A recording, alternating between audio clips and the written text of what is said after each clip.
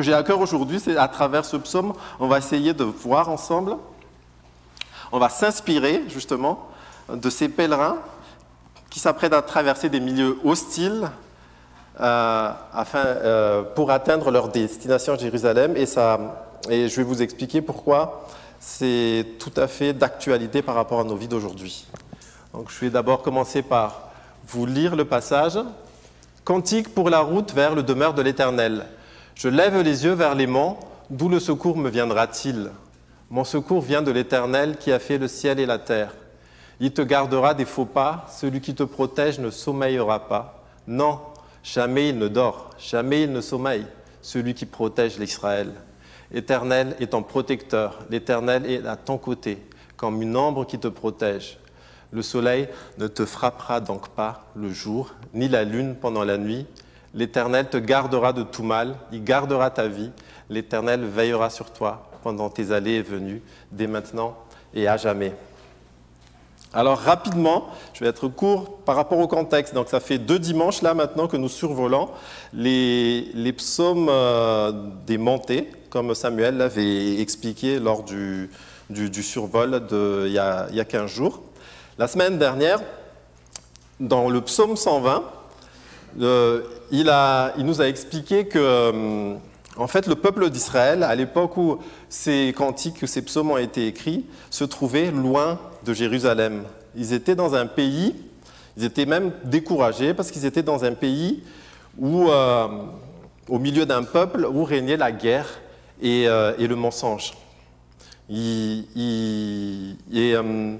Et ici, aujourd'hui, au psaume 121, on parle de ce même peuple qui est loin de Jérusalem, mais qui prépare un voyage vers Jérusalem lui-même, donc leur lieu de pèlerinage.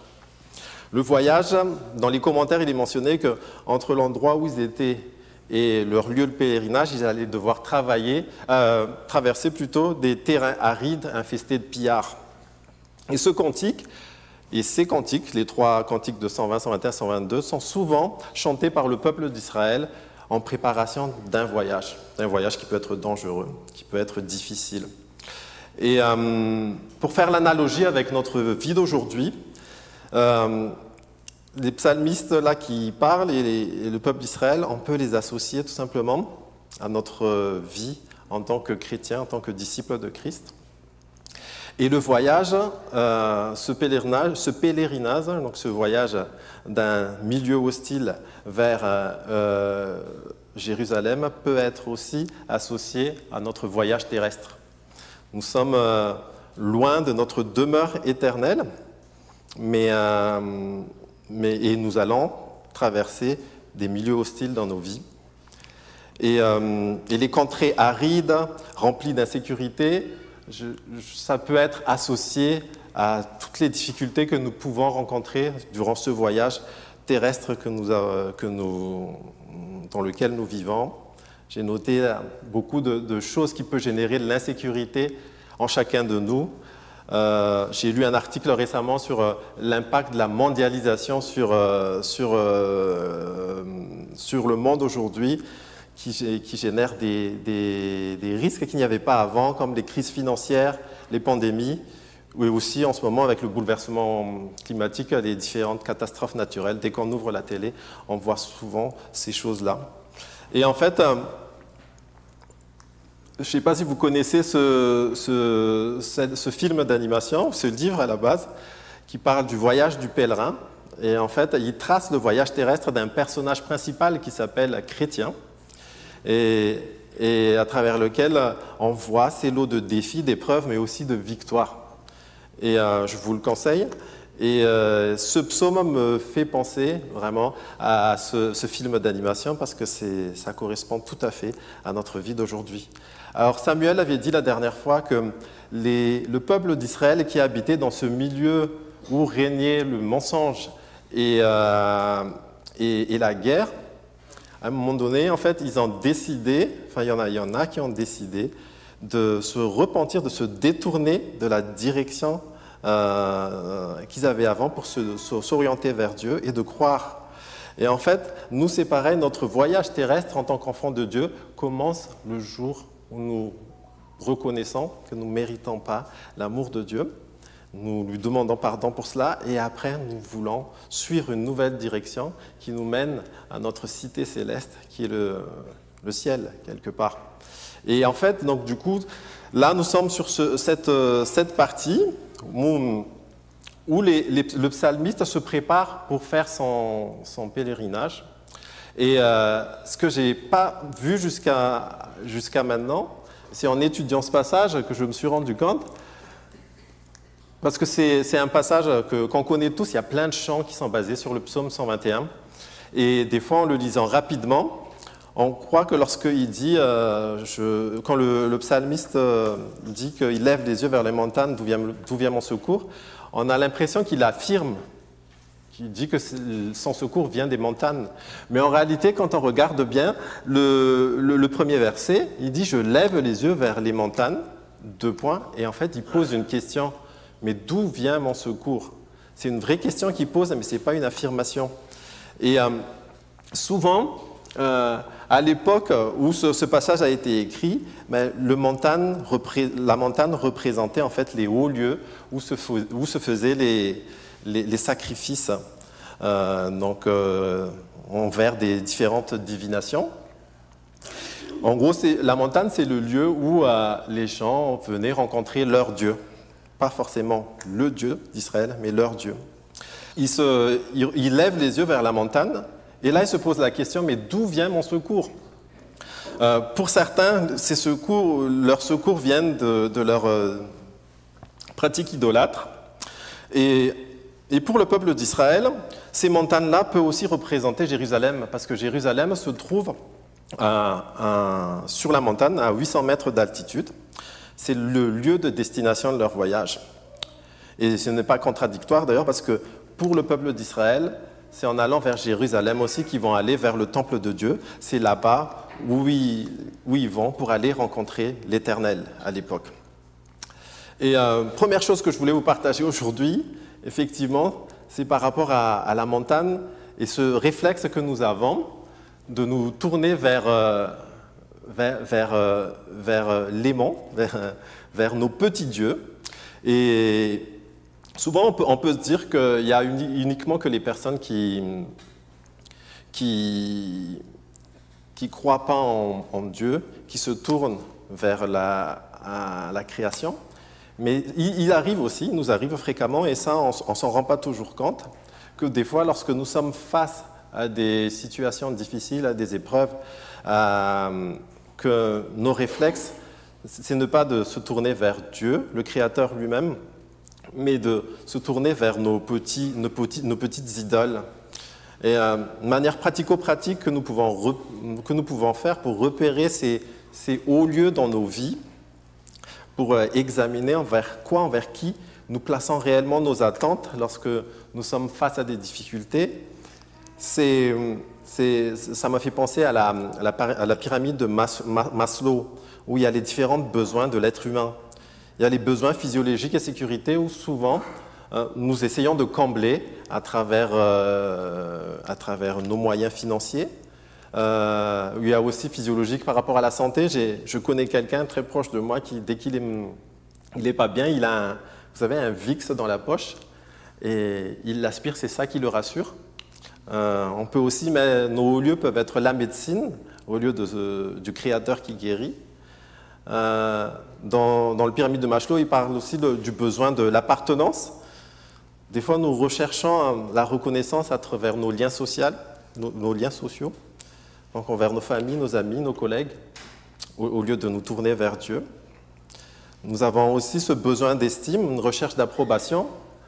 Pareil, soit au lieu de le trouver au pied de Dieu, nous le cherchons à travers nos conjoints, si on est en couple, notre famille, nos frères et sœurs en Christ, nos collègues.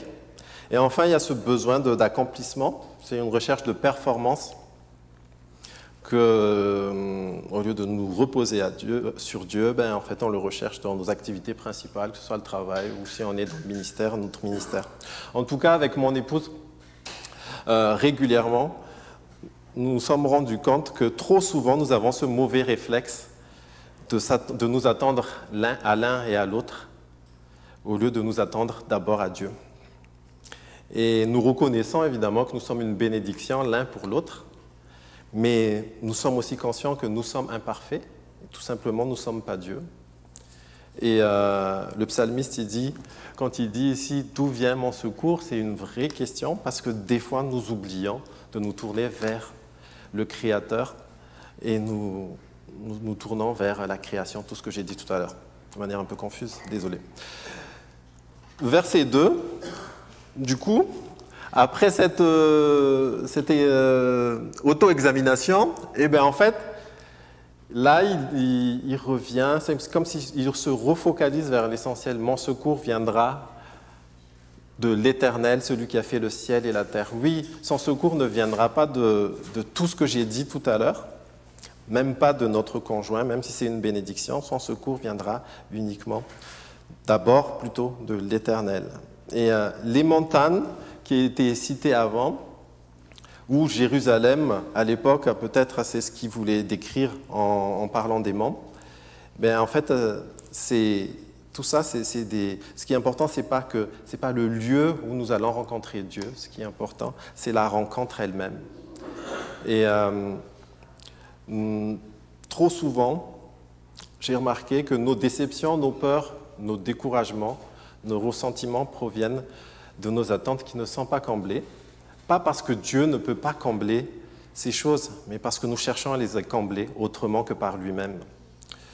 Et première exhortation que je vous donne aujourd'hui, c'est ce verset de Matthieu 6, 33 qui est tellement clair et qu'on a tellement du mal à appliquer, mais qui dit « Mais cherchez premièrement le royaume de Dieu et sa justice, et toutes ces choses vous seront données par la suite. » Ça veut dire simplement que cherchons à faire la volonté de Dieu et lui prendra soin du reste de notre vie. Et c'est ce que le psalmiste est en train de déclarer là, après peut-être avoir eu un petit doute, en cherchant peut-être dans des hauts lieux, en s'auto-examinant. Il revient vite fait, tout de suite, à ce qu'il y a de plus important, c'est de rechercher son secours envers celui qui a créé le ciel et la terre. Au verset 3, alors je le vois comme ça parce que j'ai découvert en étudiant ce passage qu'en fait il y a une espèce de dialogue. Il y a d'abord le psalmiste qui parle sur les versets 1 et 2, et là en gros il y a quelqu'un d'autre qui répond parce qu'il ne parle plus avec le jeu, mais il dit « Il te gardera des faux pas, celui qui te protège ne sommeillera pas ». C'est comme si il y a d'autres personnes qui lui répondent par rapport à son auto-questionnement et sa proclamation juste avant. Et je ne sais pas, mais sur le verset 3 et 4, ça ne marche plus. Ouais. En fait, en gros, il y a quelqu'un qui dit « Il gardera tes faux pas, celui qui te protège ne sommeillera pas ». Et après, il répond à nouveau « Non, jamais il ne dort, jamais il ne sommeille, celui qui protège Israël ».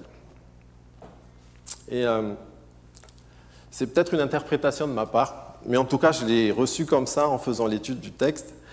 Le verset 3, l'impression, parce que le peuple d'Israël, évidemment, il connaissait l'Éternel à l'époque. D'ailleurs, dans 1 Samuel 2,9, il est marqué « Il gardera les pas de ceux qui sont attachés, mais les méchants périront dans la nuit, car aucun homme n'est vainqueur par la force. » Et en fait, j'ai l'impression qu'au verset 3, c'est une espèce de souhait sincère, un vœu pieux. Les proches du pèlerin qui dit « Oui, t'inquiète pas, l'Éternel, celui qui a créé le ciel et la terre, te gardera. » Il parle au futur. Il ne sommeillera pas. Et en fait, là, il y a le psalmiste qui répond « Non, non, ce n'est pas juste un vœu pieux. Moi, je proclame. » Et là, il le dit au présent, que l'Éternel, il ne dort pas, il ne sommeille pas, celui qui protège l'Israël. Et pourquoi ? Parce que c'est ce qu'il a appris à travers justement l'histoire de son peuple. Là, il affirme, c'est comme s'il y a une espèce de proclamation en disant « Non, j'espère pas, je sais que mon Seigneur ne dort pas, il est en dehors du temps, il n'est pas soumis au temps et il n'a pas besoin de dormir. » Et c'est ce que je dis souvent à mes enfants. Notamment une des trois quand elle a des craintes le soir avant de dormir, où je lui ai dit, tu sais, contrairement à nous, contrairement à toi, des fois nous sommes fatigués, nous avons besoin de nous reposer.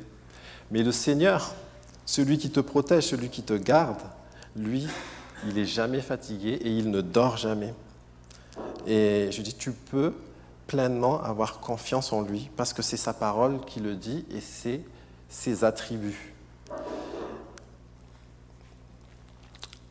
Et moi, je peux attester la réalité de cette chose parce qu'une fois déjà, j'ai failli mourir sur la route en m'endormant au volant parce que j'étais fatigué, j'étais pas sage. J'ai traversé les 3 voies d'une autoroute en ayant les yeux fermés. Et c'est en tapant sur la barrière sur le côté que je me suis réveillé, où j'ai vu en fait que j'étais en train de dormir pendant un certain laps de temps.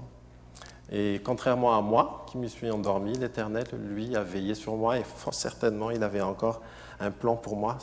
C'est pour ça qu'il m'a gardé ce jour-là. Ce que je voulais dire par là, sur ce verset 4, proclamer les attributs de Dieu, basé sur sa parole, n'est pas un exercice juste des fois de mentaliste ou de superstition, dans le but de nous remonter le moral ou d'oublier le problème. Non, au contraire, revenir à la parole qui nous révèle les caractéristiques de Dieu et la seule encre fiable qui nous empêchera de tanguer. Nos inquiétudes peuvent être remplacées par la foi lorsque nous nous rappelons des caractères de notre encre, lorsque nous restons demeurés en lui. Entre ces 2 versets, 3 et 4, une fois de plus, c'est mon interprétation. Le verset 3, je vous ai dit tout à l'heure, c'est comme une prière d'espérance, un souhait, un vœu pieux. Mais le verset 4, c'est une affirmation de la part du psalmiste, une proclamation de qui est Dieu, basée sur sa parole. Et une deuxième exhortation que je voulais vous donner, que j'ai reçue de la part de Dieu, en tout cas en étudiant ce passage, c'est lorsque nous prions, on parle souvent de prière de foi. Et d'ailleurs, quand Fans a eu son problème de santé, nous avons fait une onction d'huile. Et quand on a prié ensemble ce jour-là, le Seigneur m'a révélé, il ne m'a pas convaincu qu'il allait la guérir, mais il m'a convaincu qu'il est le Dieu qui guérit. Et c'est suite à cette conviction que j'ai reçue, où j'ai fait cette prière de foi, tout en ayant l'humilité, parce que Dieu reste souverain sur toute chose. Et il sait mieux que nous les projets qu'il prépare pour nous. Mais en tout cas, le psalmiste, il dit oui, quand il dit il ne dort pas, il ne sommeille pas, c'est une prise de position, c'est une affirmation, c'est une proclamation, comme quoi le Dieu d'Israël, le Dieu qui le garde, ne sommeille pas et ne dort pas. Si on continue la suite, verset 5, là, du coup, il y a comme une espèce de, en tout cas ce que je vois, une espèce de contagion. Donc une fois que le psalmiste a affirmé, a proclamé les attributs de Dieu, et bien là, du coup, il y a tout. J'ai l'impression que ceux qui lui parlent, et lui-même, disent d'un seul cœur, oui, l'Éternel est ton protecteur. Tout est au présent maintenant, l'Éternel est à ton côté comme une ombre qui te protège. Et après, ensuite, le soleil ne frappera donc pas le jour, ni la lune pendant la nuit. Donc là, c'est comme si tout le monde est embarqué maintenant, tout le monde a perdu les doutes ou les craintes qu'ils pouvaient avoir au début du voyage, parce qu'ils ont tous orienté leur regard vers l'Éternel et qu'ils se sont rappelés qui était ce Dieu qui ne dort pas. Et là, ils disent tous, oui, en fait, il est notre protecteur, il est à nos côtés. Il est une ombre qui nous protège.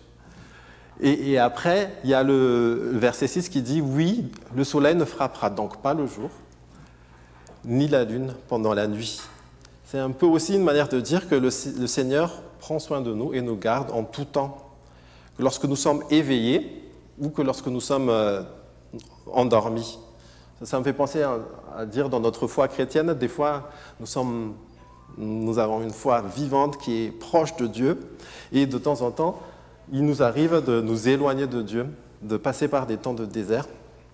Mais en fait, que ce soit, l'Éternel, la présence de l'Éternel ne dépend pas de notre état spirituel. La présence de l'Éternel dépend juste de qui il est. Il est omniprésent, omniscient, omnipotent. Il est tout le temps là. Et il est là aussi en toutes circonstances. Là, on parle du soleil qui peut frapper le jour. Donc, à l'époque, dans le contexte, j'imagine, c'était quand ils allaient dans le désert, et le soleil pouvait frapper le jour, mais a priori, la nuit aussi, la lune pouvait être dangereuse. Et ce que je voulais vous dire aussi, c'est qu'en toutes circonstances, que ce soit dans les moments de désert, lorsqu'on traverse des déserts, comme il était peut-être le trajet qu'il devait prendre à cette époque-là, mais aussi lorsque nous sommes en haut sur la montagne, le Seigneur est toujours avec nous. Et des fois, nous pouvons nous attrister ou avoir des craintes lorsque nous passons par des tempêtes dans nos vies. Mais dans Ésaïe 24, il est marqué « Car tu es un refuge pour celui qui est pauvre et une forteresse pour l'indigent dans sa détresse. Tu es un surabri contre la pluie d'orage et tu es notre ombrage au temps de la chaleur. » En fait, en tout temps et en toutes circonstances, le Seigneur reste le même, il ne varie pas, il est toujours là. Une illustration que j'aime bien, c'est l'histoire tout simplement du peuple d'Israël quand ils ont traversé le désert. Le Seigneur a été avec eux chaque jour et chaque nuit. Et il n'y a pas une seule journée où le peuple pouvait dire que c'est grâce à eux qu'ils ont mangé, parce que c'est le Seigneur qui a pourvu et qui les a dirigés chaque jour pendant ces 40 ans. Et je dis toujours que des fois, nous redoutons de passer par le désert, mais en réalité, c'est dans le désert que nous expérimentons la provision et la protection divine. Des fois, lorsque nous sommes dans des temps calmes où tout se passe bien, c'est des temps d'ailleurs où il faut en profiter pour apprendre à se renforcer dans le Seigneur, à connaître qui il est, à mémoriser ses promesses. Mais c'est souvent dans les temps de désert où nous expérimentons tout ce que nous avons appris. Et c'est ça qui transforme réellement notre vie et notre foi. Je disais déjà tout à l'heure, le peuple d'Israël ne pouvait pas prétendre un seul jour que c'est grâce à eux qu'ils ont pu manger ou boire pendant cette période. Et peut-être une petite parenthèse, ce voyage du peuple d'Israël devait initialement durer 40 jours. Au final, il a duré 40 ans. Des fois aussi, lorsque nous n'obéissons pas ou nous ne voulons pas suivre les directions que le Seigneur nous donne, ça nous fait perdre du temps. Mais ce qui est sûr, c'est qu'il reste fidèle. Et que ce soit 40 jours ou 40 ans, ils étaient avec eux. Il les a dirigés, il les a nourris. Donc moi, je vous exhorte à suivre ces recommandations et sa direction si vous voulez gagner du temps. Mais si vous ne le faites pas, en tout cas, il reste fidèle. Verset 7.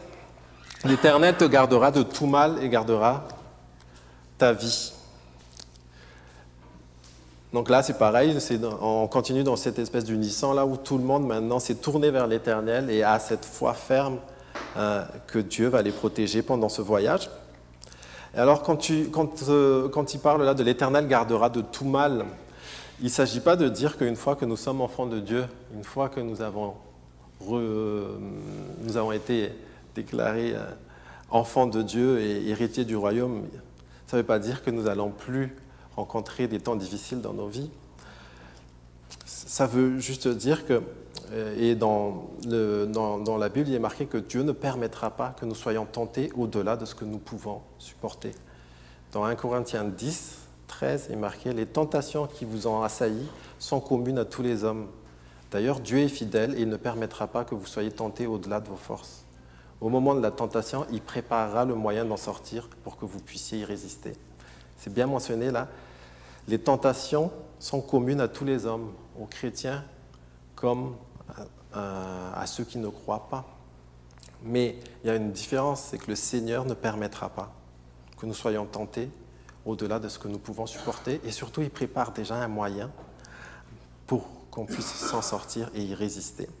Et c'est ça quand il dit « ne gardera de tout mal ». Après, il dit « il gardera ta vie ». Dans d'autres versions, c'est marqué « il gardera ton âme ». L'âme, c'est la partie de notre être qui va vivre éternellement avec ou sans Dieu. Et notre illustration de la Bible, c'est l'histoire de Job. Job, qui a été attaqué à plusieurs reprises, qui a passé des épreuves très difficiles dans sa vie de croyant. Il a tout perdu, ses biens, il a même perdu ses proches et il a même été attaqué physiquement par la maladie. Mais le Seigneur n'a pas autorisé l'ennemi de nos âmes à toucher à sa vie. C'est Dieu qui a posé les limites, car il savait parfaitement jusqu'où Job pouvait résister. Notre vie est entre les mains du Créateur et de notre Rédempteur. Il est fidèle et véritable. Personne ne pourra nous arracher de sa main sa protection. Dans Jean 10, 28, il est marqué « Je leur donne la vie éternelle, jamais elles ne périront et personne ne pourra les arracher de ma main. » Ma femme nous parle toujours de ce décret, le décret de notre nouvelle citoyenneté lorsque nous avons décidé de suivre Christ. Elle dit que ce décret a été proclamé à la croix et ça a été signé, certifié par le sang qui a coulé. Une fois que nous avons reçu cette nouvelle nationalité, cette nouvelle citoyenneté, eh ben, contrairement à ce qui se passe en ce moment, je pense, où on parle de déchéance de nationalité avec Dieu, lorsqu'il nous a donné cette citoyenneté, il ne nous enlèvera pas et il nous gardera toujours entre ses mains. Verset 8, « L'Éternel veillera sur toi pendant tes allées et venues, dès maintenant et à jamais. » Oui, si on revient sur le contexte, et si je reprends ce que Samuel a dit la semaine dernière, en Psaume 120, nous étions au milieu d'un peuple où le mensonge et la guerre régnaient. À partir du moment où on a pris la décision de sortir de ce peuple pour suivre Jésus, c'est ce que j'appelle moi la nouvelle naissance, et jusqu'à notre mort, notre départ pour la cité céleste, eh bien en fait il nous gardera. Et il ne nous gardera pas juste jusqu'à la mort, il nous gardera pour l'éternité.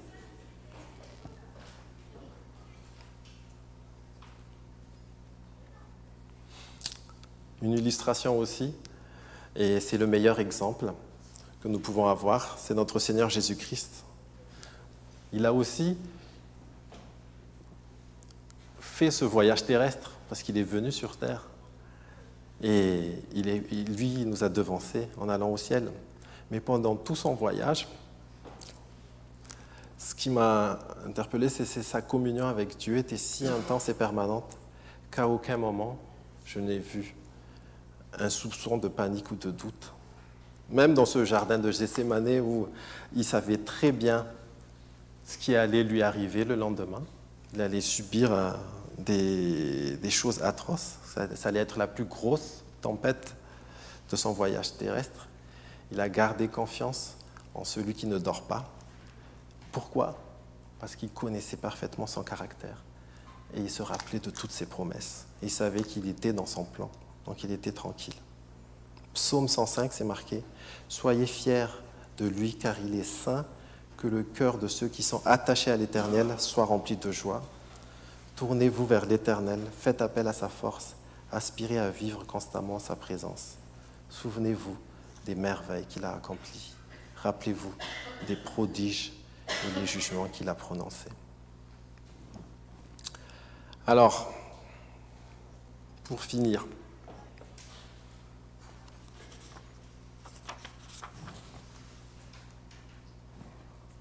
nous sommes donc dans ce voyage terrestre. Comme ce psalmiste, nous nous dirigeons vers une destination finale, qui est le Nouveau Jérusalem, la cité céleste qui nous attend, où Jésus nous attend.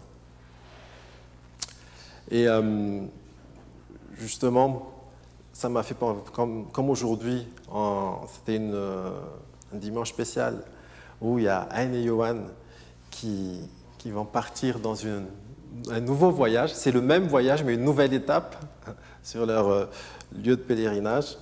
Mais aussi, je vois ici, parmi nous, qu'il y en a d'autres qui vont partir, qui vont aller faire une nouvelle étape dans leur vie. Je vois aussi que peut-être parmi nous, il y a des personnes qui vont devoir vivre dans un nouveau contexte parce qu'ils vont se retrouver seuls. Peut-être d'autres qui sont en fin de... enfin, je pense aux bacheliers, là, notamment, qui vont aller dans une nouvelle étape dans leur vie. Et puis, de façon un peu plus légère, on est à la veille des vacances, donc il y en a qui vont partir tout simplement en vacances. Mais en tout cas, lorsque nous arrivons à une nouvelle saison dans notre vie, je vous exhorte à garder ces trois choses. Gardons nos yeux fixés vers notre lieu de destination finale. Ne restons pas attachés aux choses présentes, aux choses terrestres, mais levons nos yeux, nos regards vers nos perspectives célestes. Rappelons-nous que nous sommes que des voyageurs de passage, mais notre demeure éternelle est ailleurs. Premier point. Deuxièmement,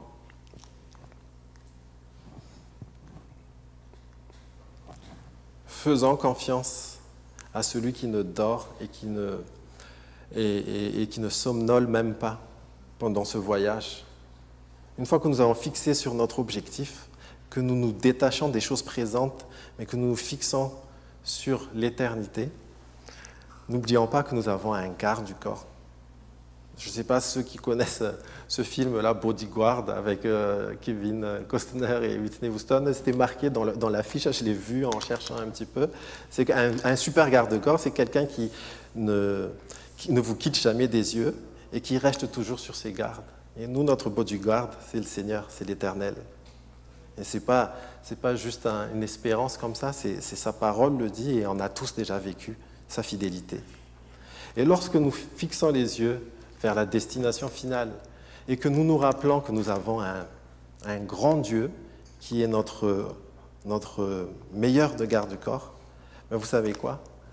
Nous pouvons vivre notre voyage terrestre dans la joie et la paix. Et c'est vraiment ça que le Seigneur a mis sur mon cœur aujourd'hui. C'est de vous exhorter à vous dire, n'attendez pas, même si on se focalise sur la destination finale, n'attendez pas d'arriver au ciel avant d'avoir la paix ou la joie. Nous pouvons la vivre déjà dès maintenant parce que nous avons le garde du corps qui veille sur nous. N'attendez pas que Jésus revienne pour être dans la joie. N'attendez pas que Jésus vous reprenne pour être dans la joie. Vous pouvez déjà l'être dès aujourd'hui. Il a marqué, il y a deux. Mets ta confiance en l'Éternel de tout ton cœur. Ne te repose pas sur ta propre intelligence. Tiens compte de lui pour tout ce que tu entreprends et il te conduira sur le droit chemin. Psaume 16. Je garde constamment les yeux fixés sur l'Éternel car il est ma droite pour que je ne vacille pas. Voilà pourquoi mon cœur est dans la joie, mon âme exulte d'allégresse, ainsi mon corps repose dans la confiance. Trop souvent, nous oublions d'être dans la joie et dans la paix au moment même à chaque instant de notre voyage. Alors que nous pouvons, et c'est comme ça que nous allons être ces ambassadeurs qui illuminent le monde, parce que nous avons une assurance qui est au ciel et qui est fiable, cette encre qui ne dort jamais. Voilà, je vais prier. Père éternel, merci encore, parce que oui, en plus tu nous as destinés à vivre éternellement à tes côtés, dans la cité céleste, et c'est une certitude, mais nous savons que avant même d'arriver à cette destination finale, tu es là avec nous, en tout temps, en toutes circonstances. Alors même si dans nos vies, nous pouvons traverser des choses difficiles ou changer de contexte, nous savons que toi, tu veilles sur nous. Et nous voulons garder vraiment nos yeux sur ça pour que nos attentes, notre joie, notre paix puissent être fondées sur qui tu es.